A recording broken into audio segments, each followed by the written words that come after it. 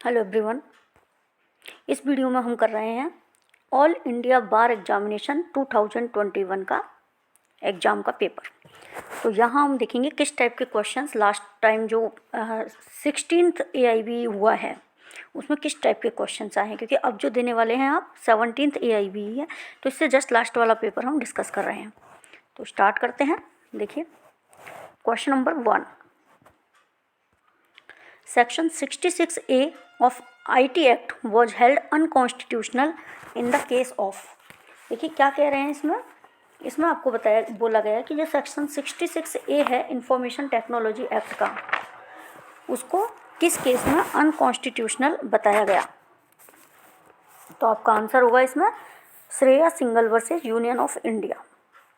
ठीक है, Shreya single versus union of India में सेक्शन 66A को अनकॉन्स्टिट्यूशनल बता दिया गया है। नेक्स्ट क्वेश्चन देखते हैं। Question number 2, a teacher is not a workman with in the purview of industrial dispute act held in the case of. Industrial dispute act के purview में एक टीचर वर्कमैन नहीं होता। ठीक है, एक टीचर को वर्कमैन नहीं माना गया है इंडस्ट्रियल डिस्प्यूट एक्ट के दृष्टिकोण को रखते हुए। तो ये किस केस में कहा गया है? ये कहा गया है, ये देखिए ए सुंदरमबाई वर्सेस गवर्नमेंट ऑफ गोवा। ये केस का नाम है ए सुंदरमबाई वर्सेस गवर्नमेंट ऑफ गोवा के केस में ये बात कही गई है। नेक्स्ट क्वेश्चन देखते हैं। Question number 3, according to factories act के अनुसार आपको बताना है क्या है। तो देखिए चाइल्ड का मतलब क्या होता है फैक्ट्री एक्ट के अनुसार। Child means a person who has not completed 15 year of age. तो ये फर्स्ट वाला ही ऑप्शन आपका आंसर होगा। चाइल्ड का मतलब माना गया है 15 ईयर की एज तक का बच्चा। जिस बच्चे ने 15 साल की एज कंप्लीट नहीं की गई है उसको चाइल्ड बोला गया है। नेक्स्ट क्वेश्चन देखिए 4th, दिस यूनिसाइट्रल अनसाइट्रल बोलते हैं इसको UNCITRAL model law and rules do not become part of arbitration act so as to become and aid to constitute the provision of act held in the case of UNCITRAL. देखिए किस case में ये बात कही गई, मैं आपको हिंदी में बताती हूँ। मॉडल कानून और नियम मध्यस्थता अधिनियम का हिस्सा नहीं है। जो मॉडल कानून और नियम है वो आर्बिट्रेशन एक्ट का हिस्सा नहीं है, ताकि अधिनियम के प्रावधानों को बाधित करने के लिए एक सहायता बन सके। ऐसा किस मामले में कहा गया है? तो ये है आपके केसेस के नाम। तो आपका आंसर होगा union of India versus East Coast boat builders and engineers limited में ये बात कही गई है। नेक्स्ट क्वेश्चन देखते हैं। According to section 7 sub clause 4 of arbitration and conciliation act and arbitration agreement is in writing if it is content in. क्या कह रहे हैं कि सेक्शन 7 सब क्लॉज 4 के अकॉर्डिंग जो आर्बिट्रेशन एंड कंसिलिएशन एक्ट का है कि आर्बिट्रेशन एग्रीमेंट राइटिंग में होता है यदि इसमें क्या होता है, a document signed by parties. Second है an exchange of letters, telex, telegrams और other means of telecommunication which provide record of agreement. Third है an exchange of statements of claim defence in which existence of agreement is alleged by one party not denied by other. और fourth है all of the above. तो कौन सा, देखिए मध्यस्थता अधिनियम की धारा 7 सब क्लॉज 4 के अनुसार ऐसा दस्तावेज एक मध्यस्थ समझौता माना जाएगा यदि वह लिखित में, तो क्या होगा हमारा इसमें आंसर, ये पार्टियों द्वारा हस्ताक्षरित दस्तावेज होना चाहिए। फर्स्ट भी सही है। इलेक्ट्रॉनिक माध्यम से संचार सहित पत्र, टेलेक्स, टेलीग्राम या दूर संचार के अन्य साधनों का आदान प्रदान जो समझौते का अभिलेख प्रस्तुत करता है, यह भी सही है हमारा। दावे और बचाव के बयानों का एक आदान प्रदान जिसमें समझौते का अस्तित्व एक पक्ष द्वारा आरोपित किया जाता है और दूसरे द्वारा इनकार नहीं किया जाता, ये भी सही है। तो हमारा आंसर होगा ऑल ऑफ द अबव, इनमें से कोई नहीं। नेक्स्ट क्वेश्चन देखते हैं। 6 number, waiver of right to object divines from arbitration agreement is mentioned under. यहाँ पे आपको सेक्शन बताना है of the arbitration and conciliation act. मतलब आर्बिट्रेशन कंसिलिएशन एक्ट में राइट्स को वेव करने का जो है वो किस में दिया गया है। ठीक है, तो किस में दिया गया है देखिए आपका होगा सेक्शन 4। ठीक है, सेक्शन 4 में आपके दिया गया है वेवर ऑफ राइट। इसका उद्देश्य क्या है? वस्तु विचलन के अधिकार की छूट का उल्लेख करने के लिए। ठीक है, नेक्स्ट क्वेश्चन देखते हैं। A intentionally and falsely leads B. To believe that certain land belongs to A. क्या होता है कि ए अपना इंटेंशनली मतलब इरादे से और झूठे तरीके से फॉल्सली बी को लीड करता है कि जो सर्टेन लैंड है वह ए से बिलोंग करती है, मतलब वो झूठ बोलता है कि ये जो लैंड है ना ये मेरी है, and thereby induces B, और इस वजह से बी को इंड्यूस करता है, उसको उकसाता है कि वह उसको खरीद ले और उसका पेमेंट मुझे कर दे। ये लैंड मेरी है, ए बोलता है ये लैंड मेरी है, झूठ बोलता है, इंटेंशनली वो झूठ बोलता है और बोलता है कि तुम इसको खरीद लो और मुझे पेमेंट कर दो। Land afterwards becomes the property of A. बाद में क्या होता है कि वो वास्तव में उसी की प्रॉपर्टी हो जाती है, ए की। तो A seeks to set aside the sale on the ground that at the time of sale he had no title, he will not be allowed to prove his want of title. Land क्या है, बाद में ए की property हो जाता है। अब वो क्या सेल को सेट असाइड करना चाहता है, मतलब उस प्रॉपर्टी को वो बेचना नहीं चाहता। ओके, क्या वो ग्राउंड लेता है कि जो सेल का जो टाइम था, जब मैंने कहा था कि इस प्रॉपर्टी को आप खरीद लो, उस टाइम ये मेरी थी ही नहीं, मेरे पास कोई टाइटल ही नहीं था। तो वह ही विल नॉट बी अलाउड, और उसको अलाउ नहीं किया जाएगा कि वह अपने टाइटल को प्रूव करे। Which section of evidence act is applicable. ठीक है, तो इसमें कौन सा एप्लीकेबल हो रहा है सेक्शन, तो ये कौन सा केस है, एस्टोपल का केस है। आपने पढ़ा होगा एस्टोपल के केस में ये चीज़ आई है। तो आपका इसमें सेक्शन कौन सा लगेगा, एस्टोपल का 115। ठीक है, नेक्स्ट क्वेश्चन देखते हैं हम। The arbitration act 1996 रिपील्स। ठीक है, जो आर्बिट्रेशन एक्ट 1996 का आया है, उसने किस एक्ट को रिपील किया है। तो देखिए कौन सा एक्ट आपका इसमें आएगा, आर्बिट्रेशन एक्ट 1940 वाला, 1937, 1961। देखिए arbitration act 1940, arbitration protocol and convention act 1937, the foreign awards act 1961, all of the above. तो आपका आंसर होगा इसमें fourth, all of the above. Next question है आपका section 265A to 265L chapter 21A of CRPC deals with the concept of.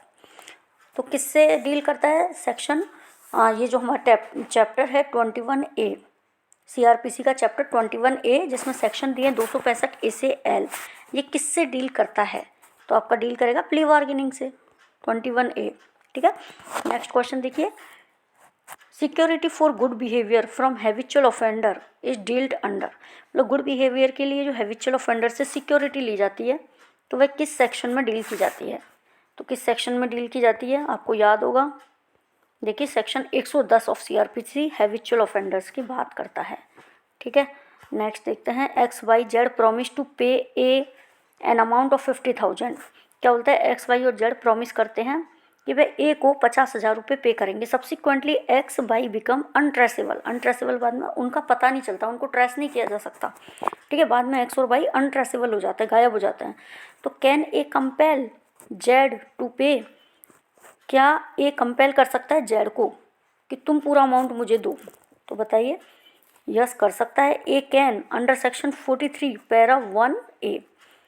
क्या होता है, जब तीनों ने मिलके किया है ना, तो तीनों में से हर एक के ऊपर लायबिलिटी होती है, अगर दूसरा अनेबल हो जाए पे करने में तो एक को पूरा देना पड़ेगा।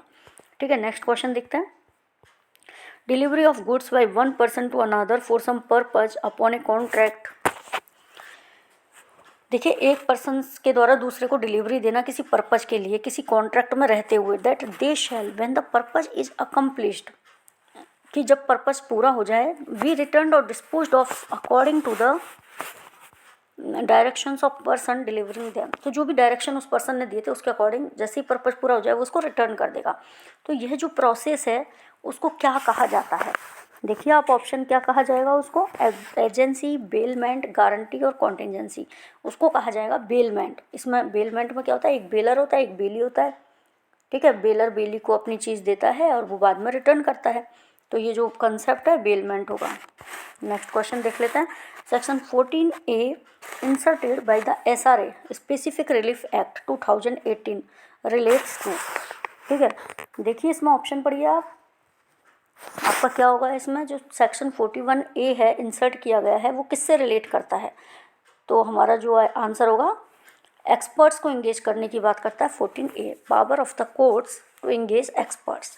ठीक है, एक्सपर्ट्स को इंगेज करने की बात की गई है सेक्शन 14A में। नेक्स्ट क्वेश्चन देखिए, पार्लियामेंट में by law establish administrative tribunals.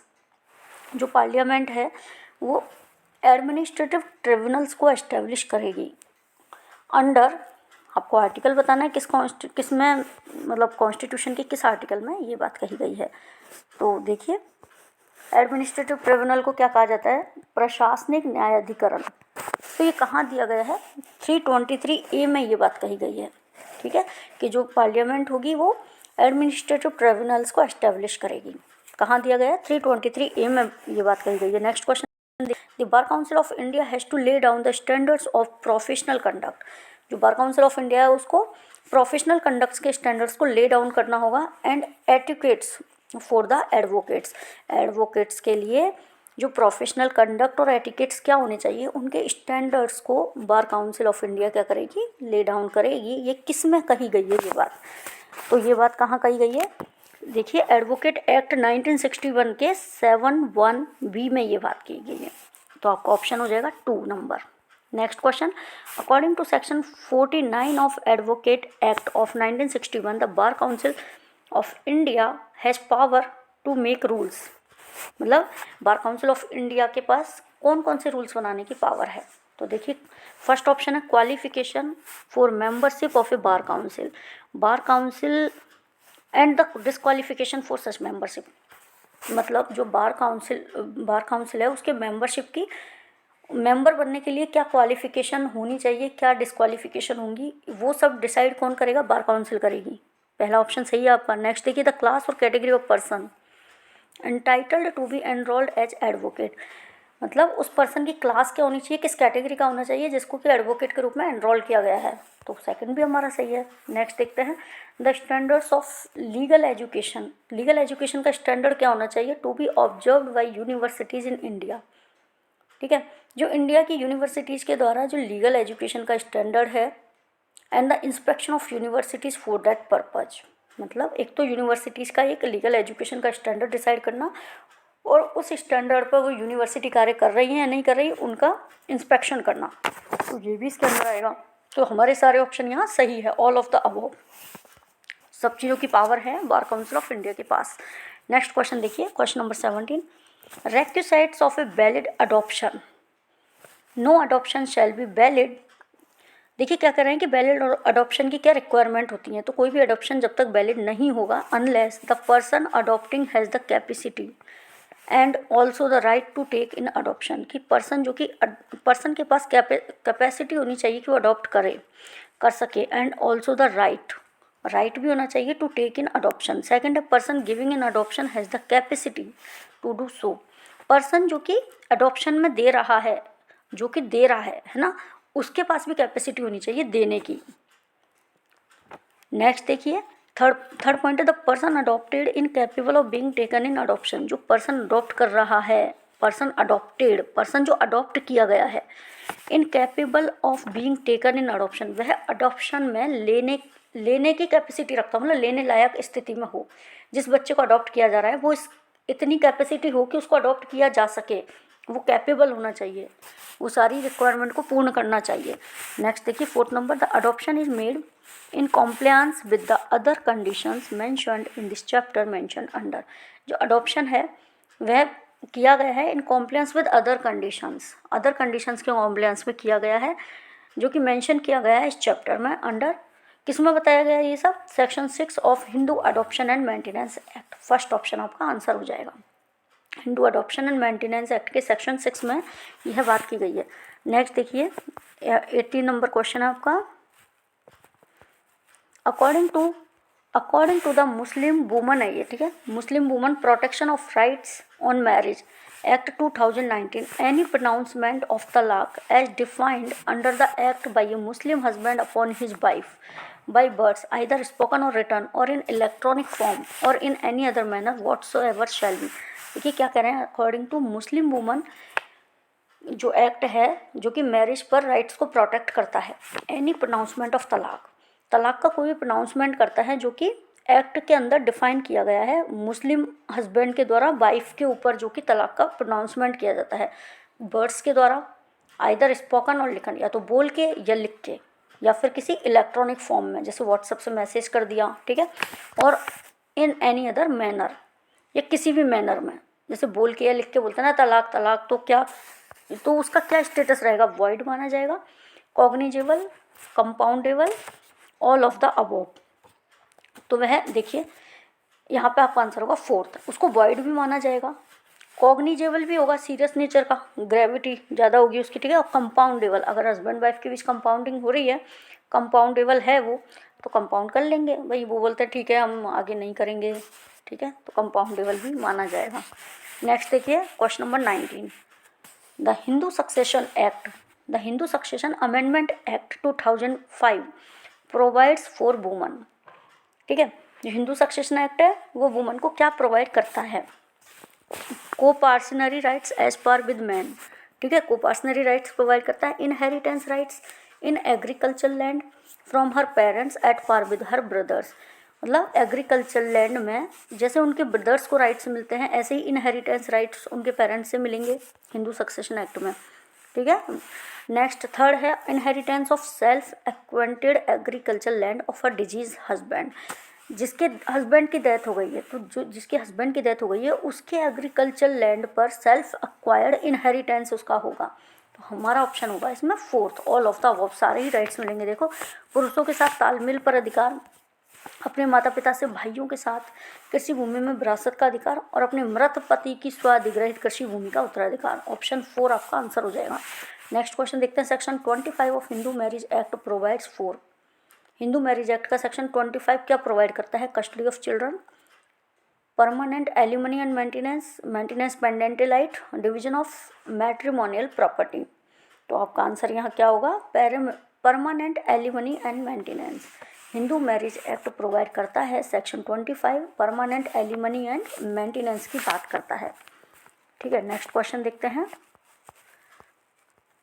Question आपका 21, A Hindu wife had been living with her children and all the children had been brought up by her without any assistance and help from the husband many years. The wife was entitled to separate residence and maintenance under, क्या कर रहे हैं, क्या बताया है कि Hindu wife है जो कि अपने बच्चों के साथ, ठीक है, अपनी बच्चों के साथ और सारे बच्चों के साथ वह मतलब अपने बच्चों के साथ अलग रह रही है और सारे बच्चों को उसने बिना हस्बैंड के ही पाला है, ठीक है, विदाउट एनी असिस्टेंस और हेल्प, अपने हस्बैंड से कोई असिस्टेंस नहीं ली, हेल्प नहीं ली, अकेले ही उसने पाला है बहुत सालों तक।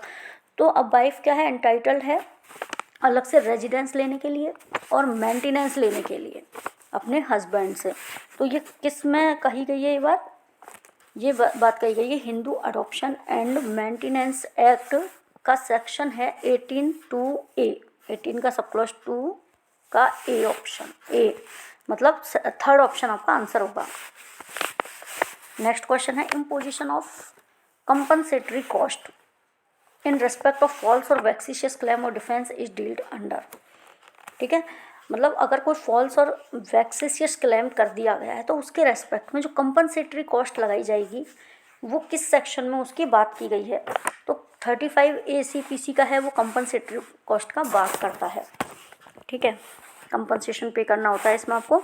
नेक्स्ट क्वेश्चन देखिए, विच provision under code of CPC with substituted service of summons upon the defendant, substituted service of summons defendant पर किस प्रोविजन के अंदर की जा रही है, तो ऑर्डर 5 रूल 20 हमें बताता है सब्सटीट्यूटेड सर्विस ऑफ समन्स।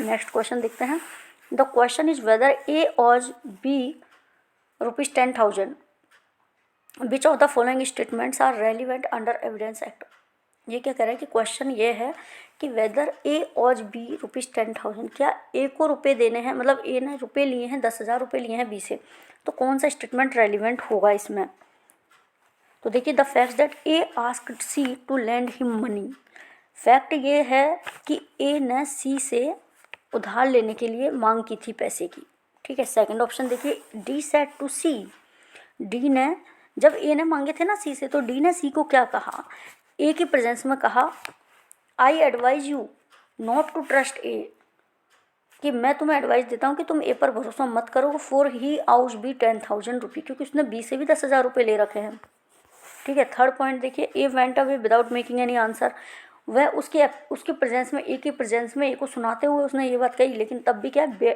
ए बिना कुछ बोले, ए ने इस बात को ऑब्जेक्ट नहीं किया, ऑब्जेक्शन नहीं उठाया, और वह बिना कुछ बोले चला गया वहाँ से, कोई आंसर किए बिना। तो इसमें से हमारा आंसर क्या होगा? All of the above. क्यों? क्योंकि सारी ही बातों से ये सिद्ध हो रहा है कि ए ने बी से 10,000 रुपये लिए हैं। नेक्स्ट क्वेश्चन देखते हैं। So much of such information, whether it amounts to a confession or not, as relates to distinctly to the fact they were discovered by the police, may be proved under। ये क्या कह रहे हैं कि so much of such information, उतनी ही information confession है या नहीं जो कि डिस्टिंक्टली रिलेट करती है फैक्ट से जो कि पुलिस के द्वारा डिस्कवर की गई है, मतलब उतनी ही इंफॉर्मेशन मानी जाएगी, कन्फेशन का वही हिस्सा माना जाएगा जो कि पुलिस ने डिस्कवर किया है किसी फैक्ट को। तो यह किस सेक्शन में कहा गया है? तो ये किस सेक्शन में बताइए? बात 27 में बताइए, ठीक है, section 27 of evidence act. Next question, next question हमारा question number 26। When the court has to form an opinion upon a point of foreign law और साइंस और आर्ट और as to identity of hand writing और finger impression. देखिए, जब court को कोई opinion देना होता है अपना किससे रिलेटेड, फॉरेन लॉ के किसी सब्जेक्ट पर, या साइंस, आर्ट्स, या हैंड राइटिंग या फिंगर इम्प्रेशन के सब्जेक्ट्स पर, the opinion upon that point of person, तो उस पॉइंट पर जो ओपिनियन लिया जाता है specially skilled person such foreign law, science और आर्ट, ठीक है, और in question as to identity of hand writing और फिंगर इम्प्रेशन, इन सब से रिलेटेड किसी सब्जेक्ट पे यदि किसी स्पेशली स्किल्ड पर्सन की सलाह ली जाती है तो वह एक रेलिवेंट फैक्ट माना जाता है। दिस इज अंडर, तो मतलब ये कौन से सेक्शन में इस बात को कहा गया है, ये आपसे यहाँ पूछा गया है। तो यहाँ पे एक्सपर्ट के ओपिनियन की बात की जा रही है और वो बताया गया है सेक्शन 45 में। इसकी हेडिंग क्या है? Opinion of experts. Next question देख लेते हैं। According to environment protection act 1986, environmental pollutant का मीन्स क्या होता है? ठीक है, एनवायरमेंट पॉल्यूटेंट मीन्स, तो आपको क्या देखना है इसमें, इसको सही तरीके से कहाँ डिफाइन किया गया है। तो देखिए, any solid, liquid of gaseous substance presence in such concentration as may be और tend to be injurious to environment. ठीक है, ये होगा हमारी एनवायरनमेंट की डेफिनेशन। कोई भी सॉलिड है, लिक्विड है और गैसियस है, ये है, और सॉलिड, लिक्विड और गैसियस सब्सटेंस है जो कि प्रेजेंट इन सच कंसंट्रेशन, उतने कंसंट्रेशन में प्रेजेंट है हमारे एनवायरनमेंट में कि वो एनवायरनमेंट को इंजूरी पहुंचाए, हार्मफुल हो, तो वह कहलाएगा एनवायरनमेंट पॉल्यूटेंट। नेक्स्ट क्वेश्चन है हमारा, नेक्स्ट क्वेश्चन है question number 28। National green tribunal can not exercise its jurisdiction with reference to, क्या होगा आपका आंसर इसमें? देखिए, wild life protection act 1972, scheduled tribes and other traditional forest dwellers act 2006, public liability insurance act 1991, both 1 और 2। क्या कह रहे हैं? राष्ट्रीय हरित अधिकरण अपने अधिकार का प्रयोग किस संदर्भ में प्रयोग नहीं कर सकता? तो हमारा आंसर आएगा इसमें वन्यजीव संरक्षण अधिनियम 1972 और shaded tribes and other traditional forest developers 2006। ठीक है, तो इन दोनों ही केसेस में अधिकार क्षेत्र का प्रयोग नहीं कर सकता। तो हमारा आंसर हो जाएगा 4th, 1, दोनों 1 और 2। ठीक है, नेक्स्ट क्वेश्चन देखिए 29 number, 1 minute. An attempt to acquire sensitive information such as user name, password and credit card, मतलब कोई ऐसा अटैम्प्ट करना जिससे कि सेंसिटिव इन्फॉर्मेशन को प्राप्त किया जा सके, जैसे किसी का यूजर नेम, पासवर्ड है, क्रेडिट कार्ड डिटेल्स है, ठीक है, sometimes indirectly money, by masquerading as a trustworthy entity, मतलब ट्रस्टवर्दी एंटिटी शो करके अपने आप को, इन एन इलेक्ट्रॉनिक कम्युनिकेशन, किसी भी इलेक्ट्रॉनिक कम्युनिकेशन में, मतलब किसी की कोई पर्सनल चीज़ को चुराना, उसकी डिटेल को लेना जिससे आप इनडायरेक्टली उससे मनी निकाल सको, तो उसको क्या बोलेंगे? तो उसको बोलेंगे फिशिंग बोला जाएगा। थर्ड ऑप्शन आपका आंसर हो जाएगा, फिशिंग बोला जाता है। ठीक है, नेक्स्ट क्वेश्चन आपका question number 30। The plea bargaining is applicable only in respect of those offences for which punishment of imprisonment is up to a period of, मतलब क्या करें कि जो प्ली बार्गेनिंग है वह एप्लीकेबल होती है उन ऑफेंसेज में जिसमें कि पनिशमेंट जो होती है वो कितनी होती है, 7 ईयर, 10 ईयर, 11 और 14 ईयर। आपका आंसर होगा 7 ईयर्स। ठीक है, प्ली बार्गेनिंग एप्लीकेबल होती है उन केसेज में जहाँ पर जो पनिशमेंट है वो 7 ईयर्स है। 7 साल के ऊपर के केसेज में प्ली बार्गेनिंग नहीं होती। नेक्स्ट देखिए question number 31, from a plain reading of section 195 CRPC, it is manifest that it comes into operation at the stage when the court intends to take cognizance of an offence under section 190 subclause 1 CRPC, and it has nothing to do with the statutory power of the police to investigate into an FIR which discloses a cognizable offence. In other words, the statutory power of the police to investigate under the code is not in any way controlled or circumscribed by section 195 CRPC. This was held by Supreme Court in the case of, आपको question में आपको हिंदी में बता देती हूँ। पर देखिए CRPC की धारा 195 को अगर आसान शब्दों में समझा जाए तो ऐसा प्रतीत होता है कि यह उस समय संचालन में आता है जब न्यायालय CRPC की धारा 190 सबक्लॉज 1 के तहत अपराध का संज्ञान लेना चाहता है और इसका पुलिस की वैधानिक शक्ति से कोई लेना देना नहीं है, जो एक संज्ञेय अपराध का खुलासा करता है। दूसरे शब्दों में संहिता के तहत जांच करने के लिए पुलिस की वैधानिक शक्ति किसी भी तरह से धारा 195 CRPC द्वारा नियंत्रित या प्रसारित नहीं होती है। ऐसा सुप्रीम कोर्ट ने किस मामले में कहा? तो आपके इस केस का नाम क्या है? आपके केस का नाम है राज सिंह वर्सेस स्टेट, राज सिंह बनाम राज्य, 1998।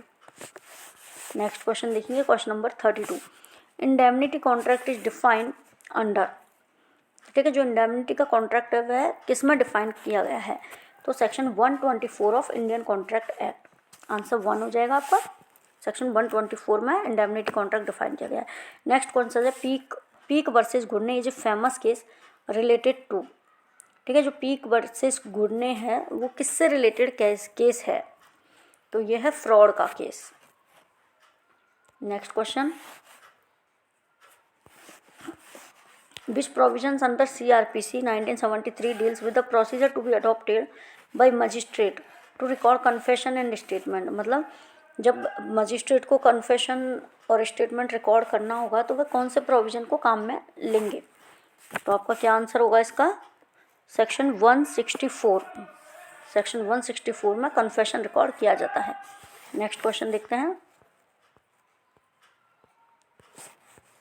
Attachment of property of person absconding can be done under, मतलब पर्सन जिसने कि एब्सकॉन्ड कर लिया है उस पर्सन की प्रॉपर्टी को अटैच करने का जो प्रोसीजर है वह किस में है? तो कौन सा है आपका? 83 में अटैचमेंट की बात की गई है, ठीक है, 83 में attachment of property of person absconding बताया गया है। नेक्स्ट क्वेश्चन है, मजिस्ट्रेट में dispense with personal attendance of accused under section, मतलब मजिस्ट्रेट डिस्पेंस कर सकते हैं, माफ़ कर सकते हैं किसी एक्यूज्ड की पर्सनल अटेंडेंस को। किस सेक्शन में ये बात की गई है? तो सेक्शन है आपका 205 में, 205 में एक्यूज्ड की अटेंडेंस को डिस्पेंस किया गया है, ठीक है।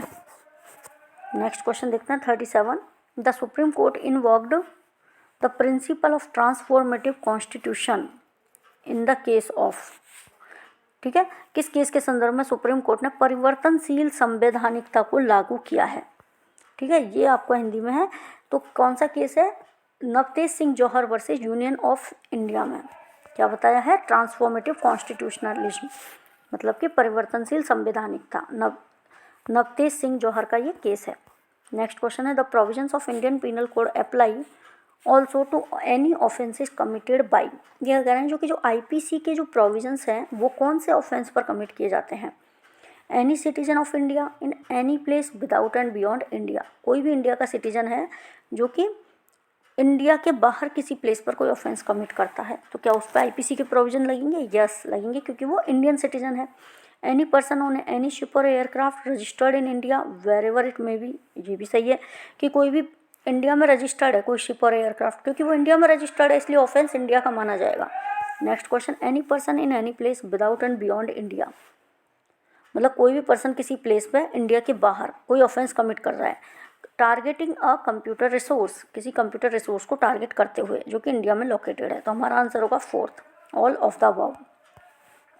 नेक्स्ट क्वेश्चन है भारतीय दंड सॉरी ये तो हमारा हो गया है। 39 नंबर देखते हैं। Section 105 subsection H of CrPC, ठीक है, 105 एच सीआरपीसी का किससे डील करता है? क्या आंसर होगा आपका? Forfeit of property in certain cases, ठीक है, सीआरपीसी का 105 H, option number 1, forfeiture of property in certain cases. अब है 40 number, bar to taking cognizance after lapse of period of limitation. Cognizance लेने को बार कर देना मतलब रोक लगा देना लिमिटेशन पीरियड लैप्स होने के बाद। तो ये कौन सा सेक्शन डील कर रहा है आपका? आपका है section 168 CrPC, option number 4, bar to taking cognizance after lapse of period of limitation. Limitation period lapse होने के बाद कॉग्निजेंस लेने का बार, यह होता है सेक्शन 168 सीआरपीसी में। तो ये हम 40 क्वेश्चन हैं हमारे जो कि प्रीवियस ईयर के हैं। ये बहुत ही इंपॉर्टेंट क्वेश्चन है और इसके बेस पर आप अंदाज़ा लगा सकते हैं कि आपका पेपर किस लेवल का, किस पैटर्न पे आपका पेपर आता है, ठीक है। तो आप बने रहिए, आगे भी इस तरीके के वीडियो आते रहेंगे और प्रैक्टिस कीजिए। जितने भी मॉडल पेपर्स मैंने प्रीवियस ईयर्स के डाले हैं उनको देखते रहिए, बहुत हेल्प मिलेगी आपको। Thank you.